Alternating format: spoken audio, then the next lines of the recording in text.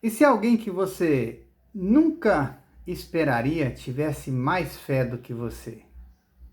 Essa é a provocação silenciosa de Mateus capítulo 8, versos de 1 a 13. Logo depois do Sermão do Monte, onde Jesus ensinou com autoridade, agora ele começa a demonstrar essa autoridade na prática. E o que vemos aqui não são apenas milagres, são revelações profundas sobre fé, graça e quem realmente entende o reino de Deus. Jesus desce do monte e grandes multidões o seguem. Mas, no meio da multidão, alguém se aproxima, alguém que ninguém queria por perto, um leproso. Naquele tempo, a lepra não era apenas uma doença, era uma sentença social. A pessoa era isolada, considerada impura, afastada da convivência. Ninguém tocava, ninguém se aproximava. Mas esse homem rompe todas as barreiras. Ele se aproxima, se prostra e diz: Senhor, se queres, pode purificar-me. Percebe a profundidade dessa frase? Ele não duvida do poder de Jesus. Ele apenas se submete à vontade dele. Se quiseres. Isso é fé. Não é exigir, é confiar. Não é controlar, é se render. E então acontece algo chocante para aquele contexto. Jesus estende a mão e toca nele. Isso para os padrões da época era impensável. O impuro contaminava. Mas Jesus é o contrário. A pureza dele vence a impureza. Ele diz: quero, fica limpo. E imediatamente o homem é purificado. Sem processo, sem demora, sem esforço. Aqui vemos algo poderoso. Quando Cristo toca, ele não apenas melhora, ele transforma completamente. E mais do que curar o corpo, Jesus está revelando algo espiritual. A lepra na Escritura muitas vezes aponta para a realidade do pecado. Algo que contamina, isola, corrói por dentro. E assim como aquele homem não podia se curar, nós também não podemos nos purificar do pecado por nós mesmos. Precisamos que Cristo nos toque. E ele ainda faz algo interessante. Manda o homem se apresentar ao sacerdote, conforme a lei. Ou seja, Jesus não ignora a lei, ele a cumpre. Mas a cena muda. Agora aparece outro personagem completamente diferente. Um centurião, um homem romano, gentio, soldado, representante de um império opressor.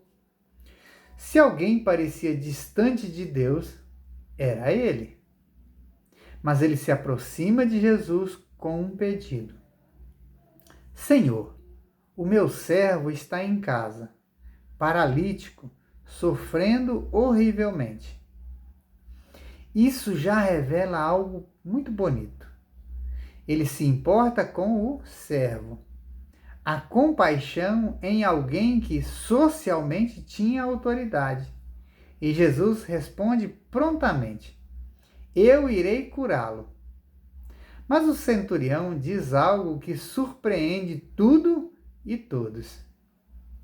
Senhor, não sou digno de que entres em minha casa, mas apenas manda com uma palavra e o meu rapaz será curado. Aqui está um dos momentos mais impressionantes do Evangelho. Ele reconhece duas coisas ao mesmo tempo: sua indignidade e a autoridade absoluta de Jesus. Ele continua: Pois também eu sou homem sujeito à autoridade, e tenho soldados às minhas ordens. Ele entende algo que muitos não entendiam. Assim como ele dá ordens, e elas são obedecidas, Jesus tem autoridade sobre tudo, doença, vida, realidade. Não é necessário presença física, basta uma palavra. Isso é fé, e fé madura, não baseada no que vê, mas em quem Cristo é. E então vem algo surpreendente. Jesus se admira. Pouquíssimas vezes vemos isso nos evangelhos. E ele diz: em verdade vos afirmo que nem mesmo em Israel achei fé como esta. Um gentio, um estrangeiro, um improvável demonstrando mais fé do que aqueles que tinham a lei, a tradição, a história. Então Jesus amplia a visão. Muitos virão do Oriente, do Ocidente e tomarão lugares à mesa com Abraão. Ou seja, o reino de Deus não é limitado por origem, cultura ou tradição religiosa. Ele é acessado pela fé. E, ao mesmo tempo, ele alerta: os filhos do reino serão lançados para fora. Isso é sério. Não basta proximidade externa, não basta herança espiritual. É necessário fé verdadeira. Então Jesus diz ao centurião: vai-te e seja feita conforme a tua fé. E naquela mesma hora o servo foi curado. Sem toque, sem presença, apenas pela palavra. Quando olhamos para esse texto como um todo, duas figuras se destacam. Um leproso, impuro, rejeitado, mas que se aproxima com fé. Um centurião, improvável, distante, mas que confia plenamente na autoridade de Cristo. E ambos recebem não por mérito, mas pela graça. E isso aponta diretamente para o coração do Evangelho. Cristo veio purificar o impuro e para alcançar o improvável. Ele não veio para os que se acham dignos, mas para os que reconhecem que não são. E na cruz, essa verdade se completa. Ali Jesus toma sobre si a nossa impureza e nos oferece a sua pureza. Ali ele assume a nossa culpa e nos dá o perdão. E agora a pergunta não é sobre quem você é, mas sobre como você se aproxima. Você vem confiando em si mesmo ou dizendo: Senhor, eu não sou digno, mas uma palavra tua basta.